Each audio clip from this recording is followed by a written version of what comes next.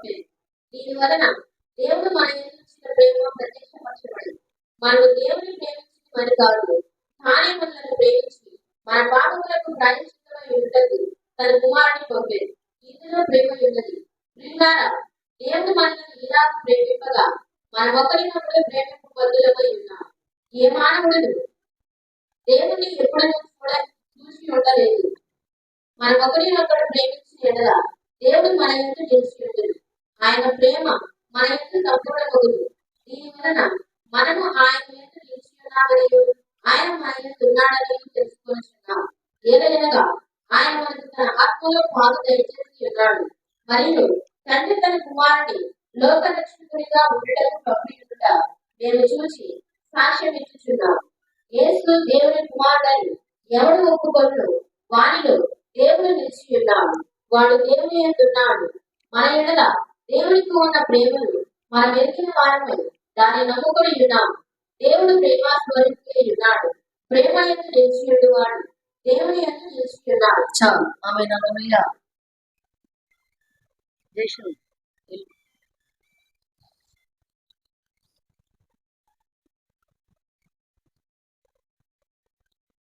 ఆమేన్. హల్లెలూయా. ఏమంటున్నాడు అక్కడ? బాగా వినండి, చదువు 7వ వచనం. ప్రియులారా, మనం ఒకరినొకరు ప్రేమిస్తాము. ఏదైనా ప్రేమ దేవుని మూలముగా కలుగుతున్నది. ప్రేమించు ప్రతి వాడు దేవుని మూలముగా పుట్టినవాడు దేవుని ఎరుగు. దేవుడు ప్రేమాస్వరూపి. ప్రేమ లేని వాడు దేవుని ఎరుగు. చాలు. ఆమేన్. హల్లెలూయా.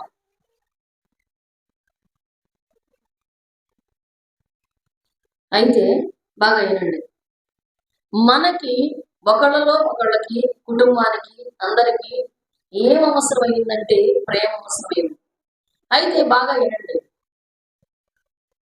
బైబిల్ ప్రకారం కానీ లోక ప్రకారం కానీ మనం తెలుసుకోవాల్సిన విషయం ఏంటంటే మానవుని ఆయుష్కాలము 70 సంవత్సరాలు. ఎన్ని సంవత్సరాలు? 70 ఏళ్ళు. ఒకవేళ వాడికి అధిక బాగుంటే 80 ఏళ్ళు. అయినను వాడి వైభవం ఆయాసము దుఃఖమే. ఓకే, హల్లెలూయా.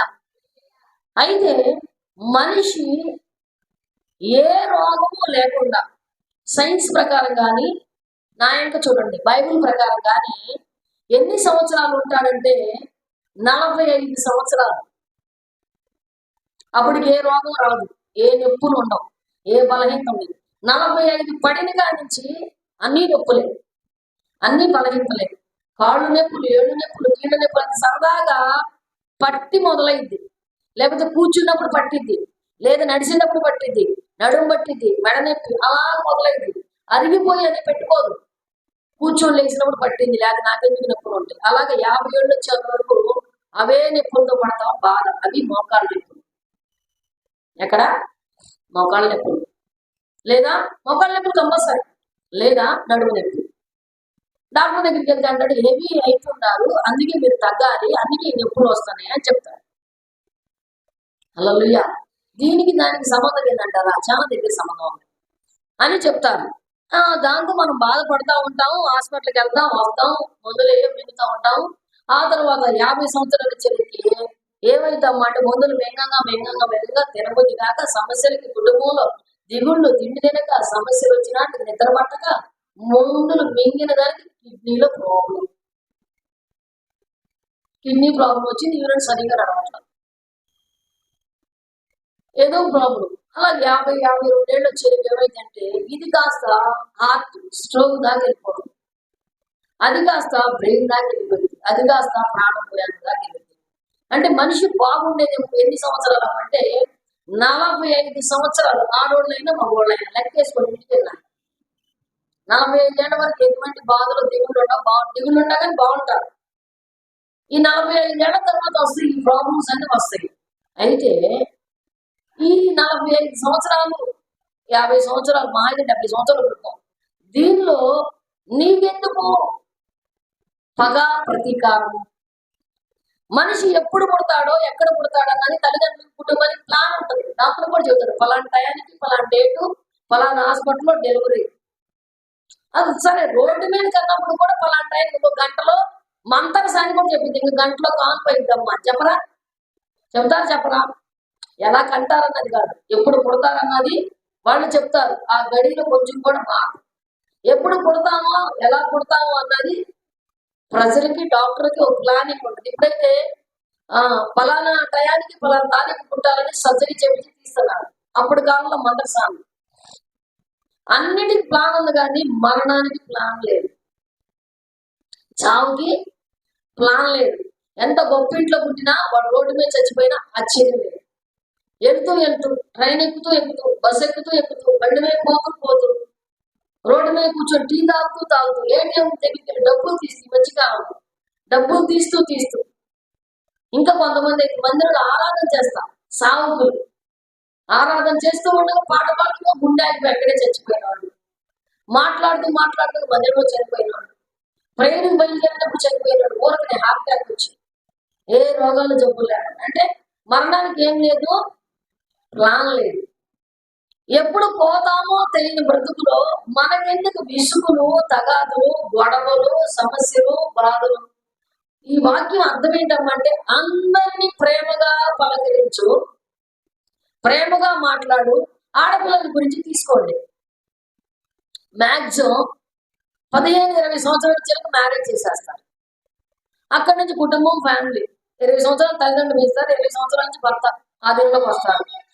దీనిలోనే నీకు ఇన్ని తగాదులు, ఇన్ని ప్రతీకారాలు, ఇన్ని గొడవలు, సూసైడ్ చేసుకోవటం, చచ్చిపోవడం దాకా వెళ్ళిపోవటము, వాళ్ళతో వీళ్ళతో గొడవలు. నీకు అవసరమా? ఆమె నల్లయ్య ఏ గొడవైన ఒక విషయాన్ని ఆలోచించడం వల్ల నష్టపోయేది ఆడవాళ్ళు, మగవాళ్ళు కాదు. దాని కుటుంబంతో బాగుండి భార్యాభర్తల మధ్య గొడవ లేకపోతే పక్కింటి వాళ్ళ గురించి ఆలోచన. ఎందుకు వీళ్ళు అంటున్నారు వీళ్ళ వల్ల నేను చాలా సఫర్ అయిపోతున్నాను. ఎందుకు సఫర్ అవుతున్నావు అంటే వాడు నిన్ను అలా అనడానికి ఇది ఒక ప్లానింగ్. దేవునికి వెళ్తున్నా నీ మైండ్ డైవర్ట్ చేయాలంటే ఏం చేస్తున్నా, నీ మైండ్ లో ఏదో ఒక ఆలోచన పంపిస్తాడు. మనం అదే కరెక్ట్ అప్పుడు అంటాం. బాగా చదువుకునే పిల్లలు కూడా బాగా చదువుకున్నప్పుడు ఏదో గొడవ పంపించేసి వాళ్ళ మైండ్ అప్పుడు డౌన్ చేస్తారు. అప్పుడు మనం ఏమనుకోవాలంటే నువ్వు నన్ను ఏమీ చేయలేదు, అలా నీకు ఒక ఆశీర్వాదం ఆపేస్తున్నాడు వాడు అక్కడ. నీకు ఆ విషయం ఎందుకు అర్థం కావట్లా? అందుకన్నాడు దేవుడు ప్రేమామయుడు గనక, ప్రేమ స్వరూపుడు గనక, ప్రేమ కలిగినోడు గనక, ప్రేమ కనికరం కలిగినోడు గనక, ప్రేమ సంపన్నుడు గనక నువ్వు దేవుని ప్రేమించాలన్నది దేవుని కోరిక. హల్లెలూయా. ఎలా ప్రేమించాలి? మత్తయి సువార్త చూడండి 22:36. మత్తయి సువార్త 22:36. బోధకుడా, ధర్మశాస్త్రంలో ముఖ్యమైన ఆజ్ఞ ఏదని అడిగింది. అందుకు ఆయన, నీ పూర్ణ హృదయంతోనూ, నీ పూర్ణాత్మతోనూ, నీ పూర్ణ మనస్సుతోనూ నీ దేవుడైన ప్రభువును ప్రేమింపవలెనన్నది. ఇది ముఖ్యమైనది, మొదటిదైన ఆజ్ఞ. ఆమేన్. హల్లెలూయా. ఇందాకేం చెప్పాడు? 4:7 ఏం చెప్తున్నాడు? ఏమోంది 4:7 ఏం మాట్లాడాడు? ఒకే మాట ఉంది అక్కడ. 4:7 ఏమనుంది? దేవుడు ప్రేమామయుడు కనుక ఏం చేయాలా? ఒకరినొకరు ప్రేమించుకోండి. నన్ను ప్రేమించాలా, మీరు కూడా ఒకరినొకరు ప్రేమించాలి. చాలా మంది తల్లిదండ్రులకి, అన్నదమ్ములకి, అక్క చెల్లెలకి పగలు ఉంటాయి. వాళ్ళ పిల్లలకి ఏం అవసరం ఉంటాయి? వాళ్ళ అమ్మ, వాళ్ళ నాన్న, వాళ్ళ బాబాయ్ నన్ను మాట్లాడుకోవట్లేదు, వీళ్ళు మాట్లాడితే తప్పేంటి? మేము మాట్లాడినప్పుడు ఎందుకు మాట్లాడే ఉంటారు? మీరు మాట్లాడాలి. కారణం ఏంటంటే వాళ్ళకి పగలు కానీ నీకు కాదు. ఒక కుటుంబంలో 4 అక్క చెల్లెలు ఉంటారు. అయితే ఆమె పెద్దది, మిగతా వాళ్ళు చిన్నోళ్ళు. ఒక ఆమె పెద్దది. తర్వాత వాళ్ళకి కొన్ని మాటలు వచ్చేసి పనుకోవట్లేదు. బాగా వినండి. ఆ పిల్లల్ని వాళ్ళ చెల్లెళ్ళు, ఆమె చెల్లెళ్ళు సొంత పిల్లల కంటే కూడా ఎక్కువగా చూసుకొని పెంచి పెద్ద చేశారు. ఆ మాట వచ్చిన తర్వాత ఆ పిల్లలు ఏం చేశారంటే వీళ్ళతో మాట్లాడటం మానేశారు. ఎందుకని? వాళ్ళ అమ్మ వద్దని మాట్లాడటం మానేశారు. కానీ వాళ్ళు ఎంత బాగుపడతారు ఆ విషయం. ఒకవేళ నువ్వు మాట్లాడితే మేము ఊరుకోదులేరా, నువ్వు మాట్లాడవాలంటే నువ్వేం చెప్పాలి తెలుసా? ఆ మట్టగా అంటది చెప్పింది, నువ్వు బాధపడవు, నేను ఉన్నానుగా. ఒక్క మాట వాళ్ళ పిల్లలు బ్రతికిచ్చేసి లేదు, అది కాదు అనుకున్నాం. నిజంగా ఏమీ వాళ్ళ అక్కతో మాట్లాడలా. వాళ్ళ పెద్దమ్మ బాగా చూసుకోండి, పిల్లల్ని కన్న పిల్లల కంటే ఎక్కువ చూసుకుంది. వాళ్ళ అమ్మ చదువుతుంది, నువ్వు పెద్దమ్మతో పెదనాన్నతో మాట్లాడబావు, కానీ వాళ్ళ పెదనానికి వాళ్ళు అంటే వాళ్ళ పెద్దమ్మ అంటే చాలా ఇష్టం. నువ్వు చెప్పినందుకు మానేసి ఉంటే కరెక్ట్ కాదు, కానీ మీ అమ్మ తెలియకుండా నువ్వు మాట్లాడితే వద్దులే నాన్న, మీ అమ్మ ఊరుకో తెలియకుండా ఊరుకో పెద్దమ్మ, లేకుండా పంపుతాయంటే నీ తర్వాత ఏదైందంటే వాళ్ళ అమ్మకి వాళ్ళ పెద్దమ్మకి పండుగ సంతోషం. చిన్న చిన్న విషయాలు ఎందుకు మర్చిపోతున్నారు జనాలు? ఈ చిన్న చిన్న ప్రేమలు ఎందుకు? నీకెందుకు ప్రతీకారాలు, నీకెందుకు పగలు? నువ్వు వెళ్ళి ఆమెకేం పెట్టక్కల్లా, ఆ మాట ఆమెను బ్రతికించే మేనత్తలు కానీ మేనల్లుండి అంటే ఎంతమందికి ఇష్టం, అందరికి ఇష్టం. మేనకోడన్నా మేనకోడలంట, ఎందుకని అర్థ సంబంధం. ఒక్కసారి అత్త బాగున్నావా అంటే ఎంత మురిసిపోతారు. నేనైతే చాలా సంవత్సరాలు దూరం అయిపోయాను అమ్మికి. చిన్నప్పుడు పెంచినప్పుడు కూడా వాళ్ళ తల్లిదండ్రులు వద్దన్నారని పలకరిపోతే చాలా ఏడ్చుకునేదాన్ని. ఆమె అల్లయ్య, నేను పలకరించిన వాడు పలికేవాడు కాదు, అయినా కానీ పోనే. అందుకంటాడు దేవుడు ప్రేమ. మనం ప్రేమించాలి, మనం పలకరించాలి. కుటుంబాన్ని ప్రేమించలేను, నువ్వు దేవుడిని ఏం ప్రేమిస్తా చెప్పండి? మీ పిన్నిని బాబాయిని ప్రేమించలేవు, మీ పెద్దమ్మని పెద్దనాన్ని ప్రేమించలేవు, మీ అత్తయ్యని మామయ్యని ప్రేమించలేవు. నీ మేనంత ఒక్కగాని ఒక మేనంత, దాన్నే నువ్వు పలకరిపోతే నువ్వు ఎవరినో వెళ్ళి పలకరిస్తావా? చూసేవాళ్ళు ఒకలాగా, చూడని వాళ్ళు ఒకలాగా పలకరిస్తారు పిల్లలు. ఏమైంది? మా పెద్దమ్మ కదా, అందరికంటే పెద్దది, ఎన్ని ఆశలు పెట్టుకుని ఆ పిల్లల మీద.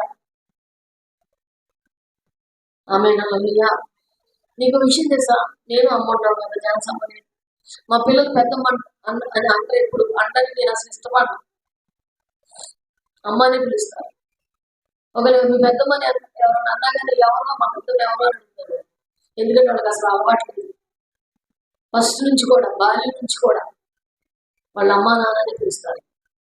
మా నన్నేమని పిలుస్తారు, మమ్మీ డాడీ అని పిలుస్తారు. మమ్మల్ని వాళ్ళ అమ్మ నాన్నని పిలుస్తారు. ఈ రోజు కూడా ఏదైనా చెప్పాలన్నా ఆమెకే చెబుతారు, నాకు చెప్పైనా బాగలేదు.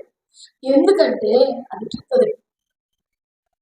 మన కష్టాల్లో మన సుఖాల్లో ఇంటి పెద్దదయ్యింది, అన్ని అవసరాలు చూసుకొని అందరినీ కాసుకొని అమ్మ నాన్నని భర్తను కూడా ఎదిరించి తన చెల్లెల కోసం తమ్ముల కోసం ఎన్ని కష్టాలు పడి, ఎన్ని నిందలు పడి, ఎన్ని అవమానాలు పడిందో ఆ ఒక్కసారి ఆ మాట జ్ఞాపకం చేసుకుంటే మన బంధాలు ఎక్కడికి పోవాలి, మనలోనే.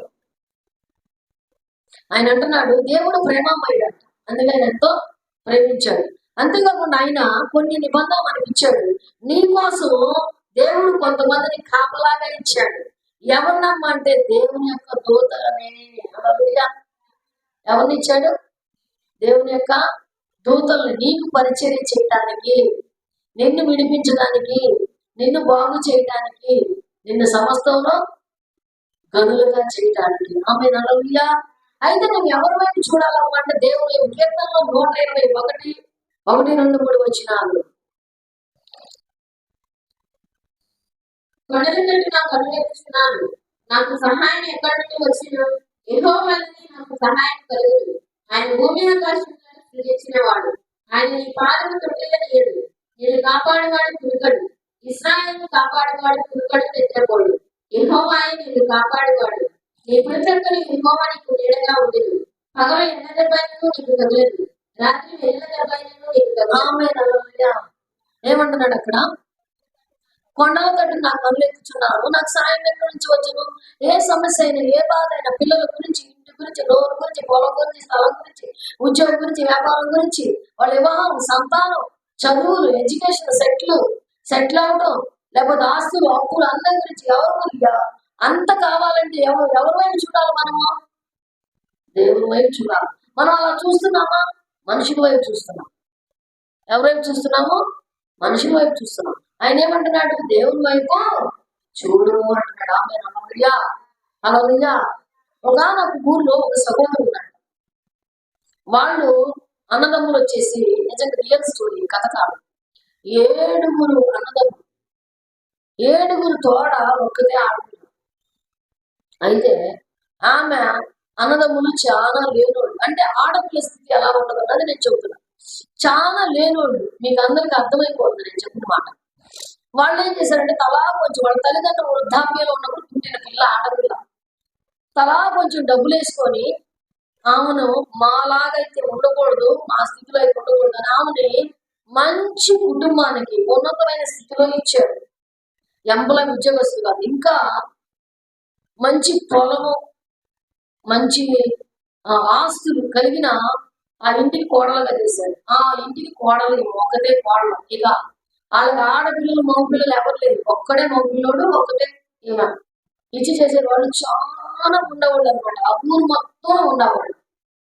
అయితే వాళ్ళ అత్తయ్య మామయ్య కూడా చాలా మంచివారు. ఆడపిల్ల అన్నది గర్వంతో ఉండకూడదు, ఎప్పుడు ఒకలాగా ఉండాలి, గుర్తుంచుకోండి. అత్త మామలకు ఒకటే వాళ్ళు వాళ్ళు చాలా ఉండేవాళ్ళు. వాళ్ళ పొలాలు, వ్యవసాయం, ఇల్లు, బండి అన్ని కూడా ఉన్నాయి. అయితే ఒక రోజున వాళ్ళందరూ కలిసి, అన్నదమ్ములు అందరూ కలిసి ఒక ఇల్లు కట్టుకున్నారు. మనిషికి ఒక ఇల్లు కాదు, ఒక ఇల్లు కట్టుకున్నారు. అది కూడా అది పెంకుటిల్లు, రేకుల షెడ్డు ఏదో కట్టుకున్నారు. కానీ ఎవరు పోషణ వాళ్ళకి లైన్ గా 7 కలిపి ఒక ఇల్లు కట్టేశారు. అంటే వాళ్ళకి మనిషికి ఒక ఇల్లు కట్టుకున్నంత శక్తి లేదు. ఒక గది, ఒక పంచ, ఆ పంచలో వంట చేసుకుంటున్నారు. ఒక గది, ఒక పంచ, ఒక గది, అట్లా 7 గదులు, 7 గదులకి 7 పంచలు, పంచలో వంట చేసుకుంటున్నారు. వాళ్ళకి అదే ఎక్కువ అనమాట. అన్నిటి కలిపి ఒక కాంపౌండ్ కట్టుకున్నారు. వాళ్ళ తల్లిదండ్రులు కూడా ఒక గది కట్టారు. సరే, తల్లిదండ్రులు లేరనుకో, వృద్ధాప్యం ఉన్నారు కనుక ఏం పెద్ద ఇల్లు కట్టి చచ్చిపోయి ఇల్లు పెళ్లి చేశారు. సరే, వాళ్ళ పెద్దన్నయ్య ఏం తెచ్చాడంటే అమ్మాయికి చీర జాకెట్ ఇచ్చాడు. వాళ్ళ వదిన బాగా వినండి. రెండవ ఏం తెచ్చిందంటే ఆమెకి గాజులు, మట్టి గాజులు, 3 రూపాయలు 3 రూపాయలు పెడితే మట్టి గాజులు ఇచ్చేది. మూడవ అంటే ఏమి వచ్చి పాలు పొంగించాలి. మూడవ ఏం తెచ్చిందంటే ఏమి తేలి పసుపు ముఖాలు ఇచ్చింది. ఏమిచ్చింది? పసుపు ముఖాలు ఇచ్చింది, పెట్టుకొని గంధం అవి అవసరం చేయమని. 4వ వచ్చేది ఆమె కాళ్ళకి చిటికినకి చిన్న మెట్లు ఉంటాయి కదా, అవి తొడిగింది. అంటే అసలైతే అందరూ చీర చేయబడ్డారు, పెద్దలు పెట్టేశారు కదా, అందుకని ఏం చేసిందంటే ఆమె పెట్టింది. 5వ వచ్చేది ఆమె ఏదో సాంప్రదాయ ప్రకారం కొన్ని నల్ల పూసలు, దానిలో ఒక చిన్న రూపు లాంటిది వేసి ఆమె ఇచ్చింది. అంటే గుంచుకొని అవి కట్టుకోమని. ఎవరు? 5వ.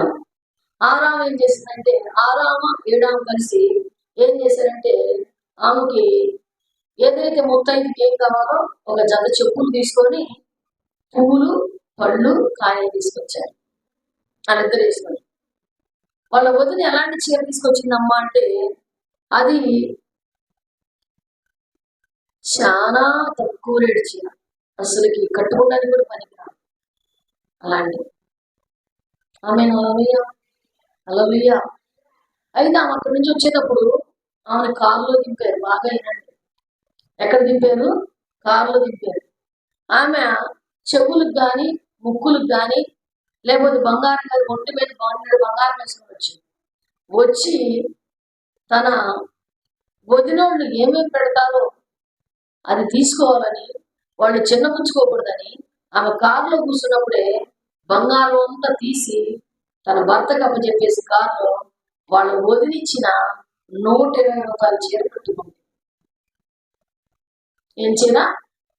120 రూపాయల చీర కట్టుకొని ఏదైతే పసుపు కుంకాలిచ్చి పసుపు కొమ్ము ఇచ్చిందో మెడలో ఆ పసుపు కొమ్ము కట్టుకొని, ఆ పసుపు కుంకాలు రాసుకొని, ఆ బంగారం గాజులు కూడా తీసేసి మట్టి గాజులు చేతికేసుకొని, వాళ్ళకి ఏవైతే పెట్టారో ఆ పసుపు, ఆ పువ్వులన్నీ పెట్టుకొని ఆ 120 రూపాయల చీర కట్టుకొని అదే మహాభాగ్యం అని ఆ గుమ్మం దగ్గరికి వెళ్ళి ఆమె ఏడుస్తుంది. అయ్యా, ఇన్ని సంవత్సరాల తర్వాత ఎన్నో కష్టాలు పడి పడి పడి పడి నా తోడబుట్టుబడి ఇల్లు కట్టుకున్నారు కనుక వాళ్ళకి ఎటువంటి బాధ ఏమి ఉండకూడదు. మా వదిలి 7 కూడా చిన్నపుచ్చుకోకూడదు, వాళ్ళు బాధపడకూడదు అయ్యా, వాళ్ళు సుఖ సంతోషాలతో ఉండాలని ఇది చేస్తానని చెప్పి ఆమె కొబ్బరికాయ కొట్టి అక్కడ దండం పెట్టుకొని ఏడ్చుకొని లోపలికి వెళ్ళిపోతుంది. ఆమె హల్లెలూయా.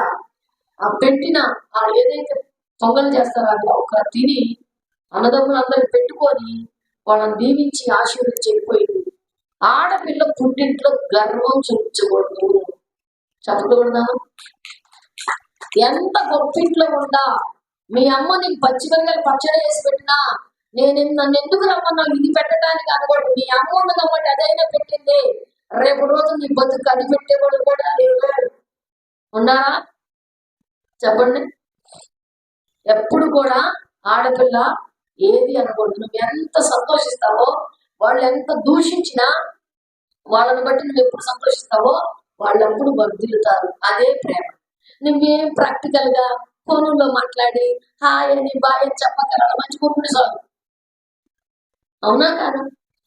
హల్లెలూయా. అలాగే నువ్వు ఉన్నతమైన ఇంట్లో నుంచి వచ్చిన అత్తింటిని ఎప్పుడు కూడా అవమానించరాదు. నేను ఇష్టపడి చేసుకున్నాడు. ప్రేమ కంటే గొప్పదేమి లేదు. నువ్వెంత మహారాణివైనా నిన్ను కాళ్ళ కింద పెట్టుకోకుండా నువ్వే తన మహారాణిలా చూసుకుంటున్నాడు నిన్ను చేసుకున్నందుకు. అంతకంటే మహారాణి బ్రతికి ఎవరికి ఉంటది? ఏ ఆడపిల్లకి ఉంటది? అలా అని నా ఇంట్లో నేను అలా ఉండేదాన్ని ఇలా ఉండేదాన్ని గతం గురించి ఎప్పుడు అక్కడైనా ఎక్కడైనా ఎత్తకూడదు. అలా ఎత్తకుండా ఎవరైతే కాపురం చేస్తారో అదే నిజమైన ప్రేమ కలిగి బ్రతకటము. ఆమె హల్లెలూయా. అది అయిపోయింది, ఇది అయిపోయింది. దీని గురించి ఇప్పుడేం జరుగుతుందని అది చూసుకోవాలి. అందుకే దేవుడు అంటున్నాడు, నాకు సహాయం ఎక్కడి నుంచి వచ్చును? యెహోవా వల్లే నాకు సహాయము కలుగును. ఆయన భూమి ఆకాశములను సృజించెను. ఆమె హల్లెలూయా. చూడండి, కీర్తన గ్రంథము 91 7, 8 వచనాలు. నీ కుడి ప్రక్కన 1000 మంది పడిగలు, నీ ప్రక్కన 1000 మంది పడిగలు, నీ కుడి ప్రక్కన 10,000 మంది కూలిగలు, అపాయం నీ యొద్దకు రాదు. నీవు కన్నులారా చూస్తుండగా భక్తిహీనులకు ప్రతిఫలం కలుగు. చాలు. ఆమె హల్లెలూయా. నీ పక్కన 1000 మంది పడినను, నీ కుడి పక్కన 10,000 మంది పడినను అపాయం ఏమి రాదు. ఏ తెగులు నీ గుడారానికి సమీపించదు. నిన్ను కాపాడటకు ఆయన తన దూతలను నీకు ఇచ్చుచున్నాడు. ఆమె హల్లెలూయా. ఏం చేస్తున్నాడంట? చూడు, ఆ మాట కూడా ఉంది. ఏ తెగులు ఏ తెగులు నీ గుడారాన్ని సమీపించదు. నీ మార్గములన్నిటిలో నిన్ను కాపాడటకు ఆయన నిన్ను గూర్చి తన దూతలను ఆజ్ఞాపించు. ఆమె హల్లెలూయా. నిన్ను ప్రేమించి దేవుడు ఏం చేస్తున్నాడంటే నీ కోసము నువ్వు నడిచేటప్పుడు, నువ్వు వెళ్ళేటప్పుడు, నువ్వు వచ్చేటప్పుడు నీకేం చేస్తున్నాడంటే నిన్ను ప్రేమించిన దేవుడు ఎవడు ఇవ్వని సెక్యూరిటీ నీకు ఇస్తున్నాడు. నీ మార్గంలో దేవుడు తోడుగా ఉంటున్నాడు. ఒక్కోసారి మంచి ప్రమాదం వచ్చింది, మంచి పరిస్థితి కలిగింది, ఒక్కడే వెళ్ళాల్సి వచ్చింది. అసలు మామూలు జనరల్కి వెళ్ళాం, ఆ టైం వెళ్ళాల్సి వచ్చింది. అప్పుడు ఏమనుకుంటాం? వెళ్దాం లేదా అనుకుంటాం. ఏమన్నా రమ్మంటే రాదు. అప్పుడు నేను ఒక్కదాన్ని వెళ్దాం అంటా. ఎందుకని? నీకు తోడుగా ఆయన ఉన్నాడని నీకు తెలుసు కనుక. ఆమె హల్లెలూయా. నీకు తోడుగా ఆయన ఉన్నాడని నీకు తెలుసు కనుక నువ్వు ఒక్కదానివే వెళ్ళగలుగుతావు. ఆమె హల్లెలూయా. అన్నాడు, నీకు ఏ తెగులు నీ గుడారానికి సమీపించదు. నీ మార్గంలో ఆయన నీకు తోడుగా ఉండును. నిన్ను కాపాడటకు ఆయన తన దూతలను నీకు ఆజ్ఞాపించు. అంటే ఇప్పుడు ఆయన దూతలు నీకు ఆజ్ఞగా ఉన్నారా లేరా? నువ్వు గొడవాడినప్పుడు, లేకపోతే నేను ఎవరు తిట్టినప్పుడు వాళ్ళు అక్కడ ఉన్నారా లేరా? నువ్వు వెళ్తున్నప్పుడు ఉన్నారా లేరా? నీకు బాగానప్పుడు నీ పక్కన ఉండారా లేరా? నువ్వు కాలేజీ స్కూల్కి వెళ్ళేటప్పుడు నీ పక్కన ఉండారా లేరా?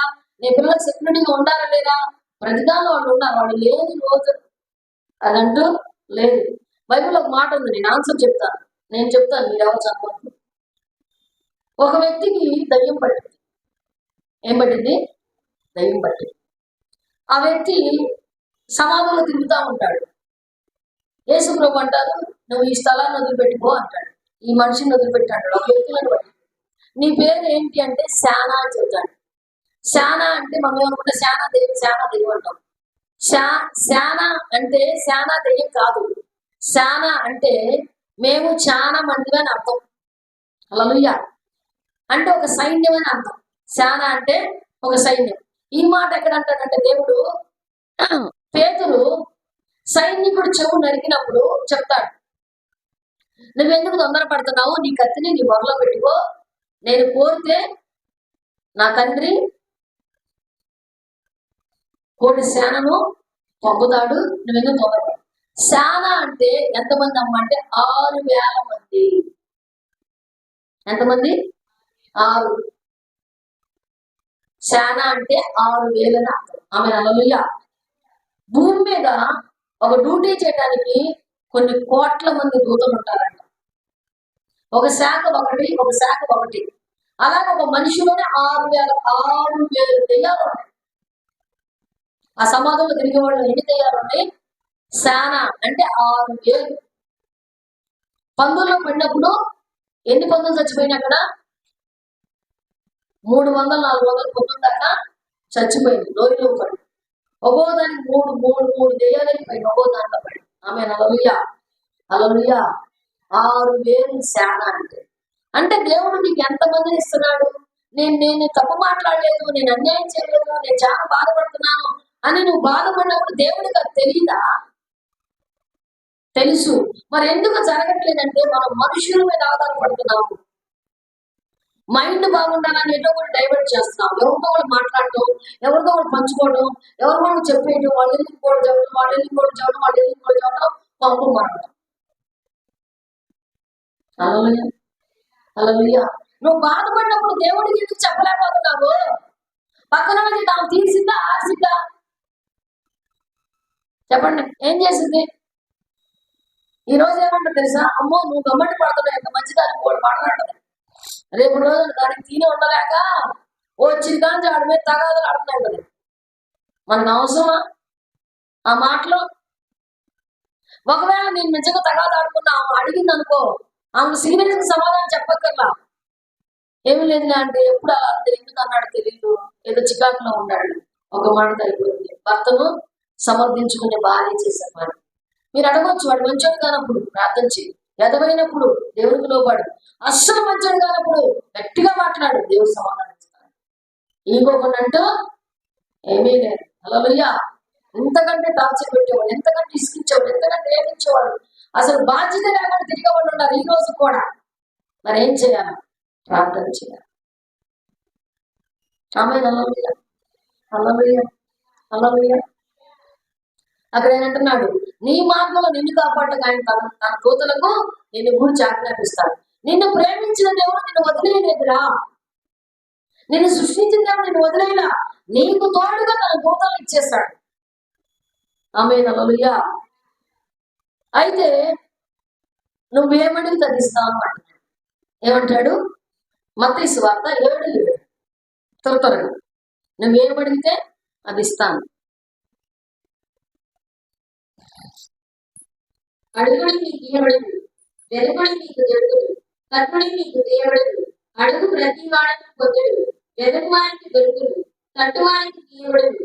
మీలో ఏ మనుషుడైనడు తన కుమారుడు తన రొట్టెను అడిగిన ఎడల వానికి రాటినిచ్చిన, చేపను అడిగిన ఎడల పామునిచ్చిన, మీరు చెడ్డవారై నుండి మీ పిల్లలకు మంచి ఇవ్వలేని ఉండగా పరలోకమందున్న మీ తండ్రి తను అడుగు వారికి అంతకంటే ఎంతో నిశ్చయముగా మంచి ఇవ్వలేదు. చాలు. ఏ తల్లిదండ్రులైనా కానీ, ఎలాంటి వాళ్ళైనా, తండ్రి మంచోడు కాదు భార్యను చూడరు, తల్లి మంచిది కాదు భర్తను చూడరు, కానీ పిల్లలు బాగానే చెప్తారా? ఏ కష్టపడ్డా పిల్లల కోసం. మంచి తల్లిదండ్రులు కానోళ్ళు ఎవరు ఉండరు. మంచి తండ్రి, మంచి తల్లి. హల్లెలూయా. తండ్రి పట్టించుకోకపోతే తల్లి పట్టించుకోవడం. నేనేదో చేశాను, పిల్లలు బ్రతికించుకుంటాను. అక్కడ ఆయన అంటున్నాడు, అడుగుడి మీకు ఇవ్వబడును, ఎదుగుడి మీకు దొరుకును, తట్టుడి మీకు తీయబడును. అడుగు ప్రతివాడును పొందును. అంటే మనం ఏం చేయాలి? ఇప్పుడు దేవుణ్ణి అడగాలి, వెతకాలి, దొరికిందాక ఎదురు చూడాలి, అప్పుడు పొందుకోవాలి. హల్లెలూయా. మీరు మీ పిల్లలు రొట్టెని అడిగితే మీరు రాత్రిస్తారా? చేపను అడిగితే పామునిస్తారా? గుడ్డును అడిగితే తేనెలు ఇస్తారా? మీరు చెడ్డవాళ్ళ ఉండి మీ పిల్లలకు మంచి ఈవులను ఇయ్యని ఎదిగినప్పుడు పరలోకమందు పరమ తండ్రి తాను అడిగే వారికి ఎంతో నిత్యంగా మంచి ఈవునిచ్చును. అంటే ఆయన మిమ్మల్ని ప్రేమిస్తున్నాడు కనుక నువ్వు అడిగిన దానికంటే కూడా గొప్ప దాన్ని దేవుడు ఇవ్వబోతున్నాడు. హల్లెలూయా హల్లెలూయా. ఎంతో నిత్యం మంచి. మరి ఎందుకు మన ఇంట్లో పద్దాలు యుద్ధాలు, ఎందుకు తగాదాలు, ఎందుకు గొడవలు? అంటే గొడవడానికి ఇష్టపడుతున్నాం కానీ అడగడానికి ఇష్టపడతాను. గొడవడతాను అసలు గొడవాడి, తగాదాడి, బాధ్యత లేకోకుండా, పట్టించుకోకుండా, భార్య పిల్లల్ని పట్టించుకోని భర్తతో తగాదాడతాం అనవసరం. మరేం చేయాలి? వదిలేదు. పక్కన పడండి, వాడే మాట్లాడు, ప్రార్థన చేయి. హల్లెలూయా. మారట్లేదు మారట్లేదు, నేను చేశాను, ఏం చేయాలి, నేనేం చేశాను అసలు, నేను ఎంత బాగా చూసుకున్నా మారడు. నువ్వు కలిపి నోట్లో మొదలుపెట్టిన మారడు. నేను మనం చెప్పా, రాయి ఎప్పుడు కూడా కాదు, అది రాయి. ఎన్ని సంవత్సరాలు నీళ్ళు పోసినా అదంతే, నీ ప్రేమ తెలియదు. ఎప్పటికీ ముసలితనం వచ్చేటప్పుడు చాలా మంది మారు. అలాంటప్పుడు మనం చించుకోవడం అనవసరం, బయటకు పోతుంది. మరేం చేయాలి, వదిలి ఉన్నాడంటే ఉన్నాడు అంతవరకు. అలా అనుకున్నప్పుడే నువ్వు బాగుపడవు. ఆమె హల్లెలూయా. ఆ భర్త సంపాదన లేకుండా భార్య పిల్లలు చదివించి ఈరోజు ప్రయోజనం చేసిన లేరా? చాలా వందలు వేల మంది ఉన్నారు దేశంలో. ఆమె హల్లెలూయా. ఇక అనవసరం మనకి, దేవుడే నాకు తోడు. ఈయన పట్టించుకోడు, పిల్లలు చిన్నపిల్లప్పుడు గోల, పెద్ద అయిన గోల, పెళ్ళైన గోల, వాళ్ళకి పెళ్ళినప్పుడు గోల. ఇవి పట్టించుకున్నాడు గురించి పరిశ్రమలు ఉన్నాయి, ఏముంది? మమ్మ పచ్చగేసి పెట్టింది, ఎక్కడ తినక తప్పదు పచ్చగా. 10 సార్లు అంటే వాళ్ళు అదే మాసం కూర అయిపోయింది. కంచంలో అమ్మ ఎంత పచ్చడేసి పెట్టింది, 10 సార్లు అంటే వాళ్ళకి మోసం అయిందా? పచ్చడే ఉండదా? ఈయన కూడా అంతే, 10 సార్లు అంటే వాళ్ళ మార్పు. అలానే అంటము మంచిది అనవసరం. ఆమె హల్లెలూయా. మరి ఏం చేయాలా? ముందు రాయి చేసుకో. ఏం చేయాలా? మా దగ్గర ఒక సహోదరుడు, వాళ్ళ ఆయన ఎంత టార్చర్ పెడతాడంటే కనీసం వండుకున్న అన్నం కూడా తిన్నాడు అనమాట. ఒకటి ఎదురు చూస్తాడు, వాళ్ళకి 2 పిల్లలు. ఎప్పటి వరకు ఎదురు చూస్తాడంటే వండంగానే, మాసం కూరగానే ఎక్కువ వండంగానే ఫస్ట్ వాడు తినేస్తాడు.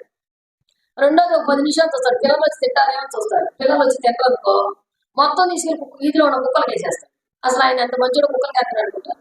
పిల్లలు ఆమె వచ్చి మొత్తం ఏడబెట్టారు. అలాగ వాళ్ళని దగ్గర ఒక 5 సంవత్సరాలు, 6 సంవత్సరాలు, 10 సంవత్సరాలు టార్చర్ పెట్టారు. హల్లెలూయా. వీళ్ళేం చేసేవాళ్ళు, వండుకొని ముందు సగం అన్నం తీసుకొని దాచిపెట్టుకునేవాడు, సగం అన్నం సగం కూర తీసి దాచిపెట్టుకునేవాడు పిల్లల కోసం.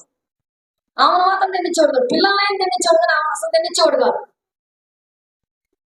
కానీ ఆమె ఉద్యోగం చేసింది, ఆమె నెలకు 10,000 సంపాదించింది, అయినా ఆమె అన్నం తింది. ఎందుకని అంటే అంతే, ఆమె చూసేసారు అన్నం తిన్నాడు అసలు ఇంట్లో. హల్లెలూయా. హల్లెలూయా. తిన్నా ఊరుకోడు, తినేది కూడా తీసుకొని కుక్కలు వేసేస్తాడు. ఇక పడింది. ఇంకా ఎన్ని సంవత్సరాలు పడింది? అప్పటికి చాలా సంవత్సరాలు పడింది. ఏం చేయను ప్రభా ఒకటే.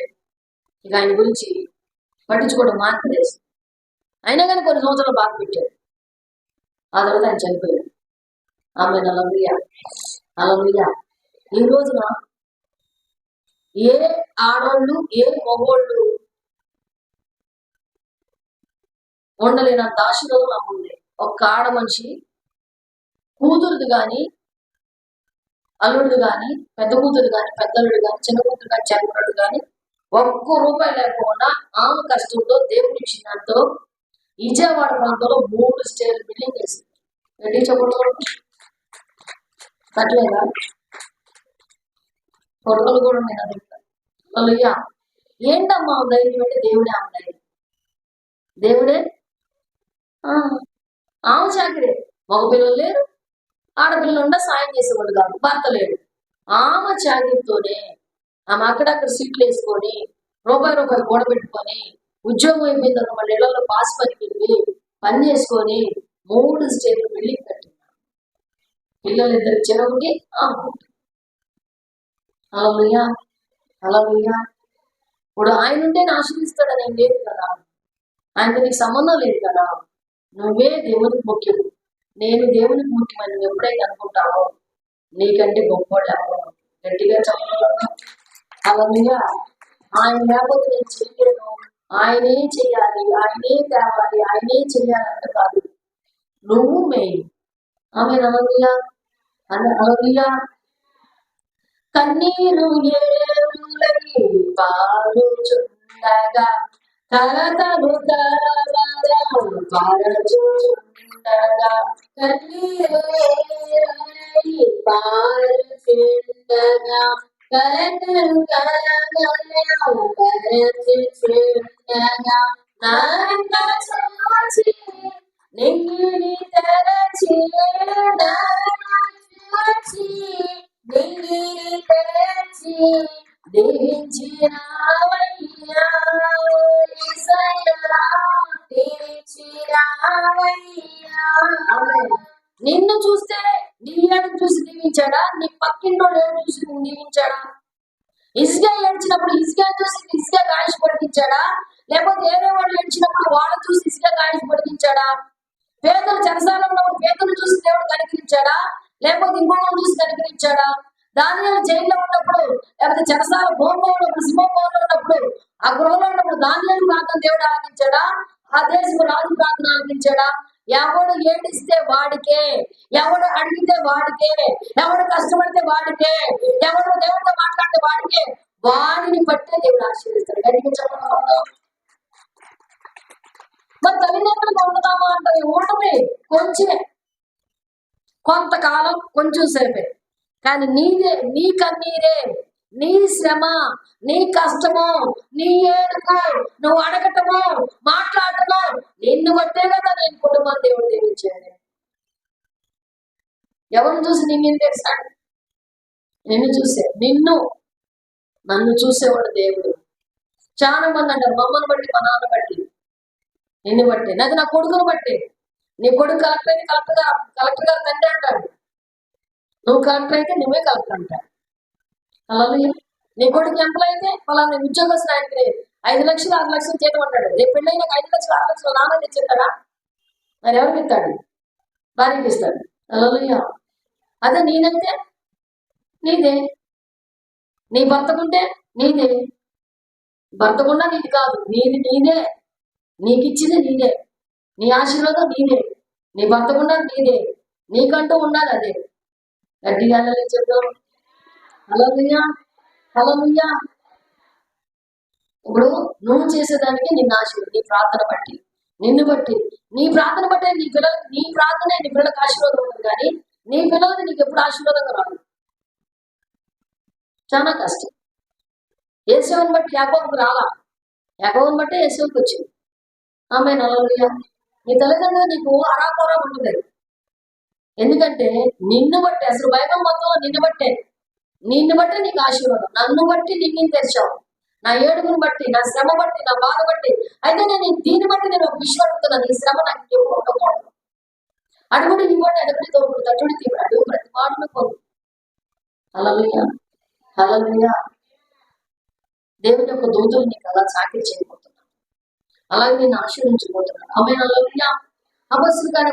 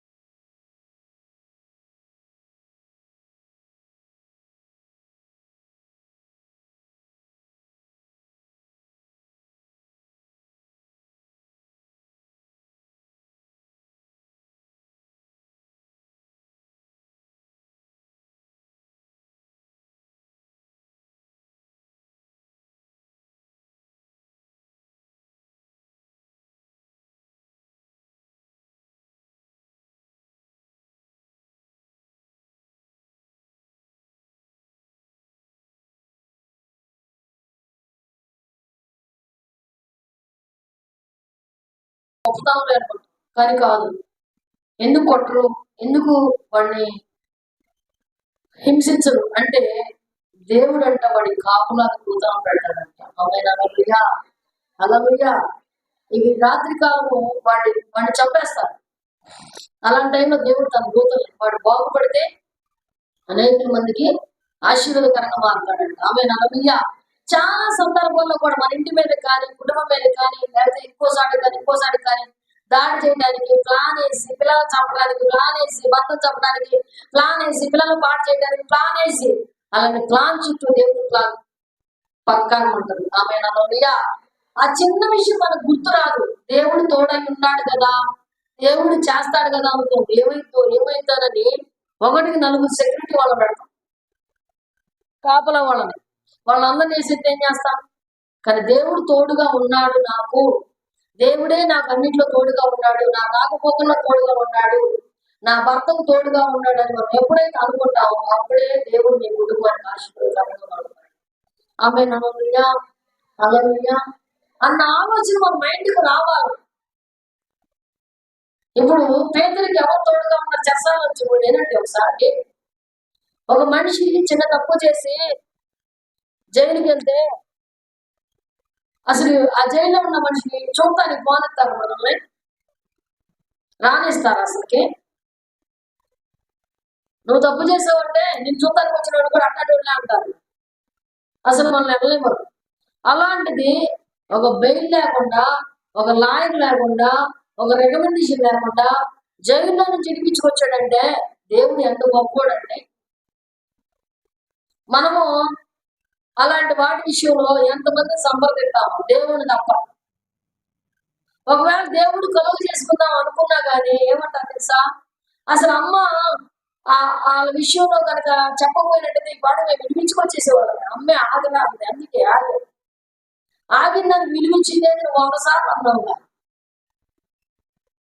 హల్లెలూయా.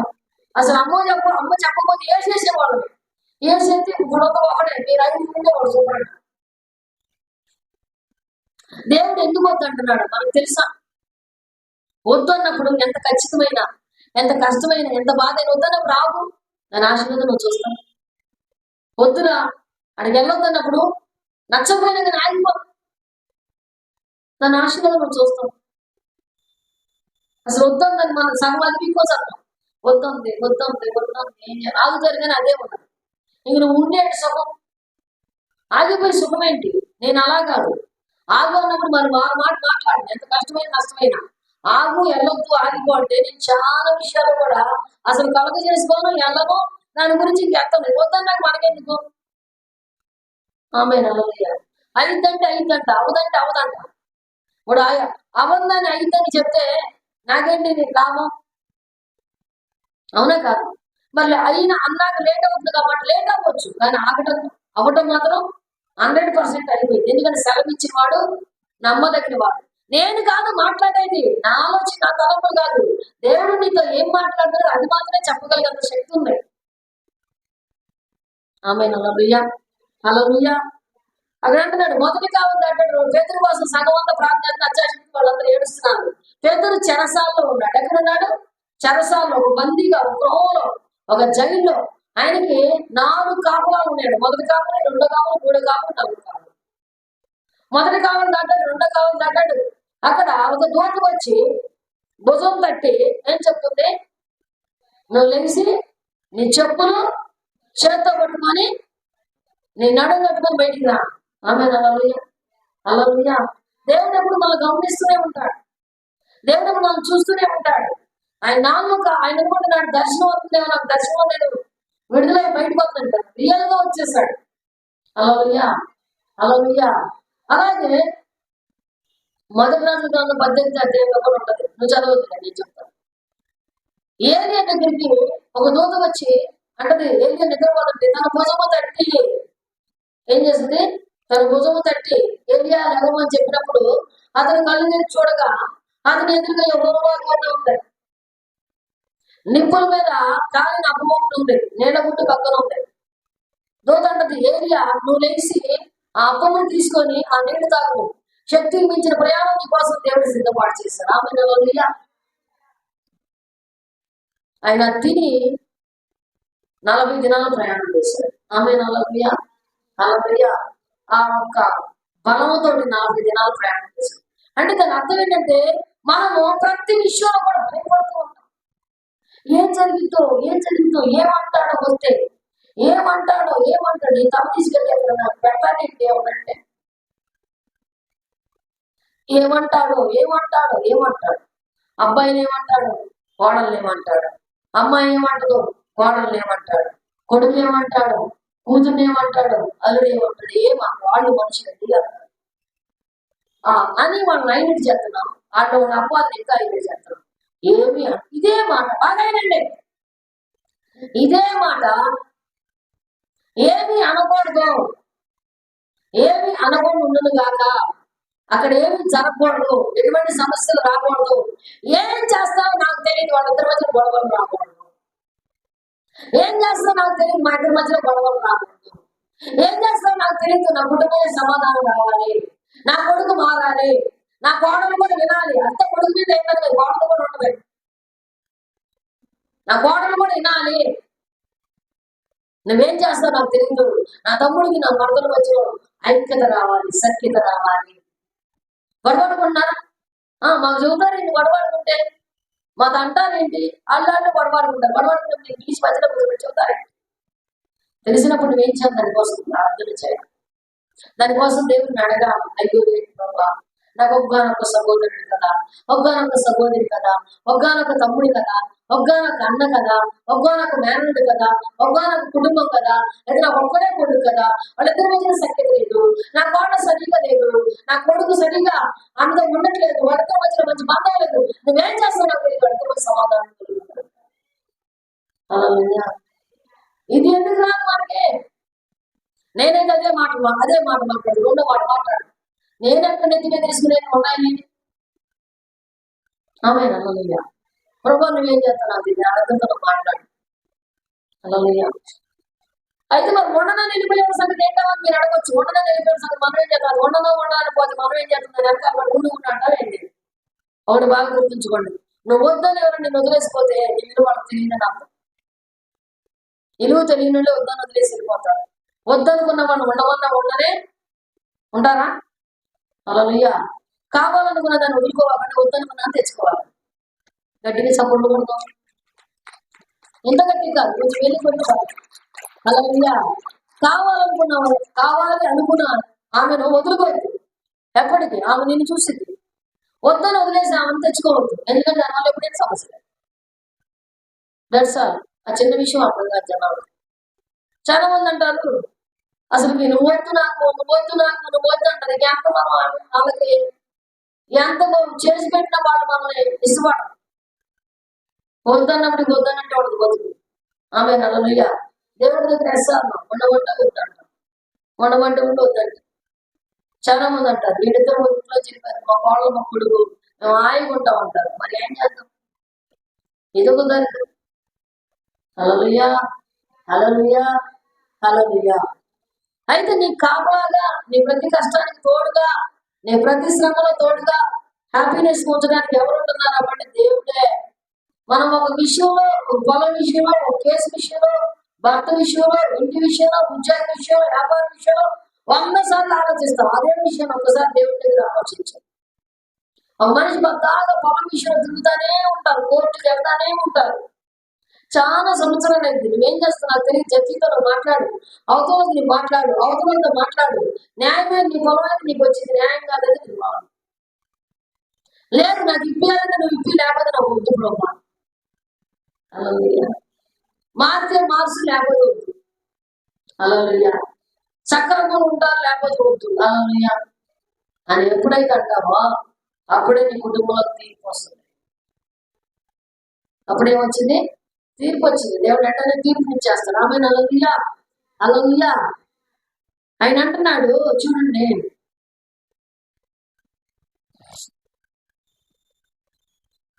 కీర్తన 2:8 త్వరగా నన్ను అడుగు, జనములను నీకు శ్వాసముగాను భూమిని దిగాంతముల వరకు తొత్తుగాను. చాలు. ఎవరు అడగమంటున్నాడు? దేవుడిని అడగమంటున్నాడు. ఈరోజు వాక్యం అదే. నీ కాపుదలు ఇచ్చే దూతలు, నిన్న అవసరం తీర్చే దేవుడు. అడుగుడు ఇవ్వండి, అడుగుడి దొరుకును, తట్టుడు తీను, అడుగు ప్రతి వాడిని పొందుడు. అయితే ఎవరిని అడగాల? దేవుణ్ణి అడగాలి. ఈ గొడవలు పద్దాకు పడలేకపోతుంది. నాకు గొడవలు అంటే చాలా తలకాయ నొప్పి. గొడవలు ఆడుకునే వాళ్ళన్నా, గొడవలు పెట్టుకునే వాళ్ళన్నా, గొడవలు మాట్లాడే వాళ్ళన్నా, గొడవల గురించి మాట్లాడే వాళ్ళన్నా నాకు ఇష్టం ఉంటుంది. అసలు గొడవలు అంటేనే ఇష్టం ఉండదు. ఎవరైనా గొడవలు పెట్టుకున్నా కానీ గొడవకి రోడ్లెక్కి గోడలెక్కి చూస్తాను. నేను అసలు బయటికి కూడా ఇష్టం ఉండదు. ఆమె హల్లెలూయా. ఎందుకంటే ఏ సమస్యకి పరిష్కారం గొడవ కాదు. ప్రతి అన్నింటి సమస్యలు వస్తాయి, కానీ గొడవ పరిష్కారం కాదు, దానికి సొల్యూషన్ పరిష్కారం. ఒకటి, ఆయన ఫైన్ అయితే నువ్వు తగ్గుండు. లేక మీ నాన్న బాగా తిరుగుతున్నాడు కారణం లేకుండా నువ్వు నోరు తీసుకున్నావు, నోరు తీసి మాట్లాడుకోవడం అనడానికి ఛాన్స్ ఉంది. నువ్వు అట్టాడోడు విట్టాడోడు పని మాట్లాడు, దిక్కుమాలాడు, పెట్టిన గది లేదు, తినడానికి అది ఇది అంటాడు. అంతా నోరు మూసుకొస్తుంది, ఏం మాట్లాడు, అసలు గొడవలే ఉన్నాడు. హల్లెలూయా, హల్లెలూయా. ఎందుకని వాడు ఇంకొక మాట నిన్న నీ యథార్థతను బట్టి, నీ మంచితనాన్ని బట్టి వాడు అంటున్నాడు అంటే నిన్ను ఇంకో మాట అంటానికి ఛాన్స్ ఇవ్వకూడదు. నువ్వు నోరు తెరవకపోతే గొడవలే ఉంటాడు. నేనెందుకు ఊరుకుంటాను? మరి ఊరుకున్నప్పుడు నెలకు ₹1,00,000 సంపాదించు. హల్లెలూయా. మనలో నుండి వాడు మైండ్ నలుగురు, ఇద్దరు తమ్ముళ్ళు, ఇద్దరు అన్నలు. అయితే మా పిన్ని బాబాయ్ కూడా తిరిగాడు, గొడవలు పెట్టుకునేవాడు. నేను అన్నట్టు సరే గొడవలు పెట్టుకోవట్లేదు, నెలకు 10,000 సంపాదించబడ్డ మరి వాళ్ళకి సంపాదించడం కోసుకోండి. ఎందుకంటే వాళ్ళ నలుగురిని వాళ్ళు చదివించాలి కదా. మరి మీ నాన్న మిమ్మల్ని అన్నపోదు నన్ను అంటాడు వచ్చి, మిమ్మల్ని అన్నపోదు నన్ను అంటదా? నోరు మూసుకుంటే వాళ్ళు ఇప్పుడు నువ్వు తప్పు చేయలేదురా, వాళ్ళు తిట్టారు, తిట్టినప్పుడు నువ్వు తప్పు చేయలేదు నాకు తెలుసా తెలీదా? ఈ రోజు కదా రేపైనా తెలుసా తెలీదా? కారణం లేకుండా నేను జయశీల్ అంటాను. ఇప్పుడు జయశీల్ తప్పు చేయలేదని నాకు తెలీదా? అన్నానంటే అక్కడ సిచ్యువేషన్ బట్టి, అక్కడ చెప్పిన మాటలు బట్టి, జనం వాడివే చెప్పిన దాన్ని బట్టి, లేదా అన్నదాన్ని బట్టి నేను అనాల్సి వచ్చింది. 2 రోజులైనా 3 రోజులైనా నోరు తెరకపోతే ఏమంటాను? నానా ఆ రోజు గమికిలేదో మాట్లాడేదే అని మాట్లాడతాం. ఆమె హల్లెలూయా. లేదు అరిసేమంటే దాని అర్థం ఏంటంటే ఇంకా అలాంటి పరిస్థితి ఎప్పుడు తెచ్చుకోకూడదని. అయిపోలేదా దానికి నువ్వు నోరు తెరిచి నేను ఇంతే చేస్తా, ఇది నేను ఇంటికి రాను అంటే ఇంటికి పోతా, ఏడకపోతా. పోయి ఎవరైనా ఉన్నారని పెంచేవాళ్ళు. హల్లెలూయా, హల్లెలూయా.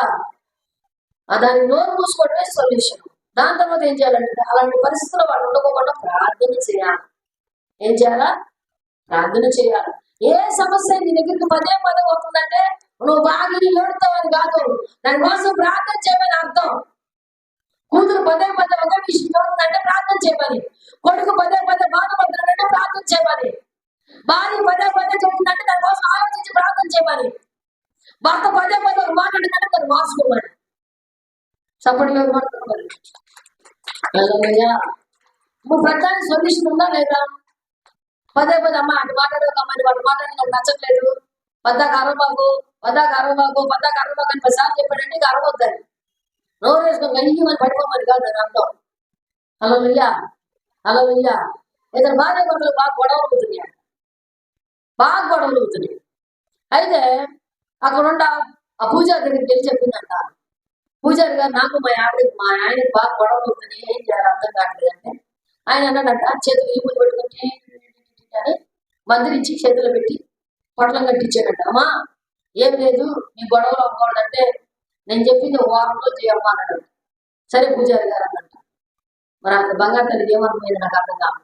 ఆయన ఒక చిటికి ఈ పూజ పెట్టుకొని ఎట్టి దింపి అక్కడ పూజ చేసి మందిరించినట్టు మాట్లాడి పొట్లం కట్టించాడంట. ఆయన రాగాలు ఏం చేద్దామంటే ఏం చేయదు, ఎప్పుడు వచ్చావు, ఎందుకు వచ్చావు, ఇప్పుడు ఆలసిపోయింది, ఫోన్ చేస్తే ఫోన్ ఎక్కడ ఏమనొద్దు. ఆయన రాగాలు చిటికి పూజ రోడ్లు వేసుకో.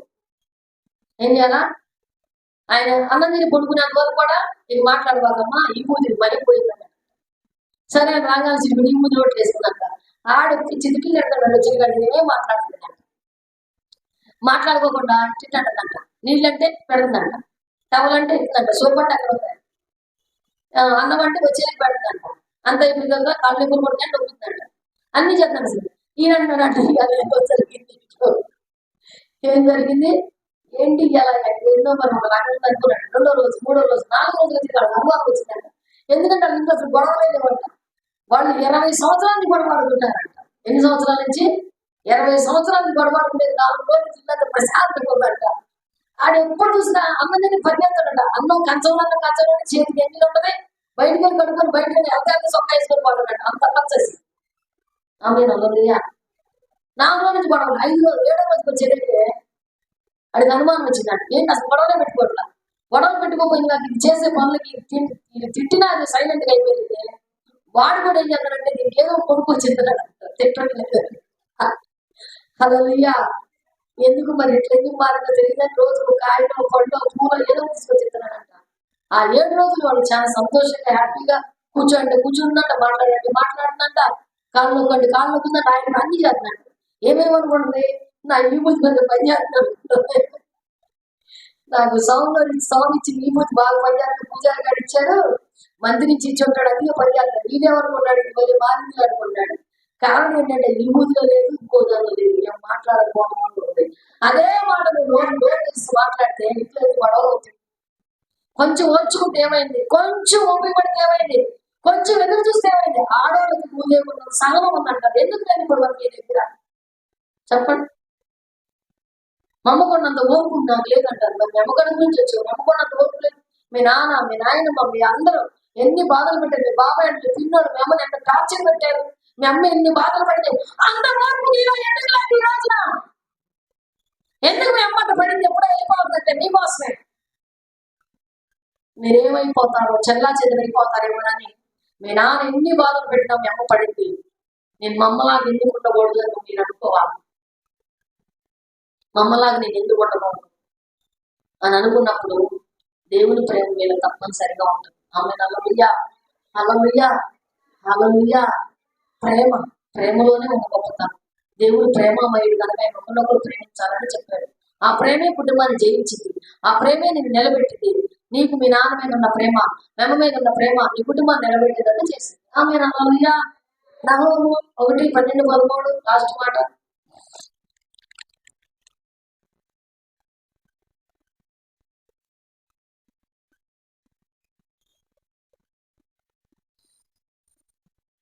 యెహోవా సెలవిచ్చినదేమనగా వారు విస్తార జనమై పూర్ణ బలము కలిగి ఉన్నారు. కోటైనట్లు వారు కోయబడి నిర్మూలమగుదురు. నేను నిన్ను బాధపరుచుకునే నేను ఇక బాధ పెట్టను. వారి కార్యకాలం నీ మీద ఇక మోపకుండా నేను దాన్ని వెలుగొట్టుదును. వారి కట్టలను నేను తెప్పుదును. నీవే యెహోవా నిన్ను బట్టి ఆజ్ఞ ఇచ్చినదేమనగా నీ పేరు పెట్టుకుని వారు ఇకను పుట్టక ఇద్దరు. నీ దేవాలయంలో చెక్కబడిన విగ్రహమే గాని పూర్ణపరిచిన ప్రతిమయే గాని ఒకటి లేకుండా అన్నిటినీ నాశనం చేతులు. చాలు 13వ వచనం ఏమంటున్నాడు? నీ కట్లను వారి కట్టలను నేను తెప్పుదును. నీవే యెహోవా నిన్ను బట్టి ఆజ్ఞ ఇచ్చినదేమనగా నీ పేరు పెట్టుకుని వారు ఇకను పుట్టక ఇద్దరు. ఆమేన్ హల్లెలూయా. నీ కాడి నేను విరగొట్టేదను, నీ కట్లను నేను తెంపదను. ఆమేన్ హల్లెలూయా అని సైన్యులకు అధిపతైన యెహోవా సెలవిస్తున్నాడు. దాని అర్థం ఏంటంటే నువ్వు దేవునితో ఉండాలని, దేవుణ్ణి ప్రేమించాలని, దేవునితో ప్రేమ కలిగి ఉండాలన్నది దేవుని యొక్క ఆలోచన. అయితే దేవుని యొక్క దూతలు మనకు సాయం చేస్తున్నారని, వారు మనతో ఉంటున్నాడని మనం నమ్మిన ఎడల ఆయన నమ్మదగిన వాడు. హల్లెలూయా, హల్లెలూయా. అందుకే అంటున్నాడు చూడండి, యోహాను సువార్త 15:16-17 వచనాలు.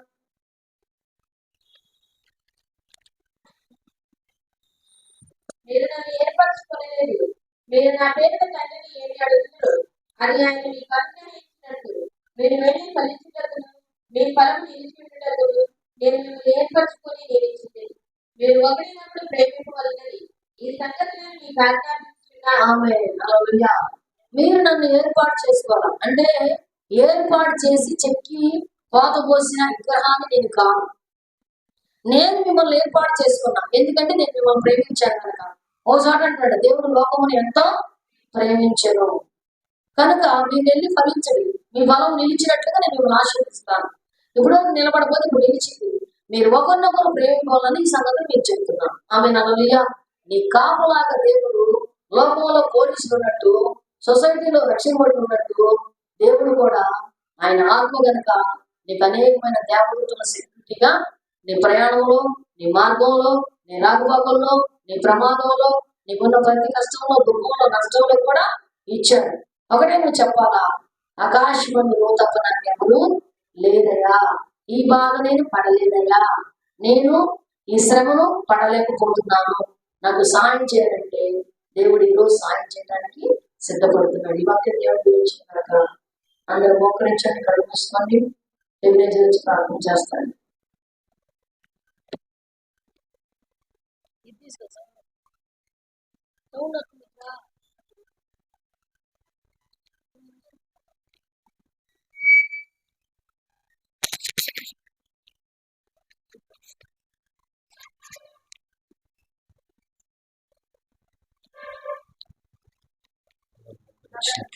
ప్రార్థన చేసుకుందాం. అనేకమైన కొత్త మాటలు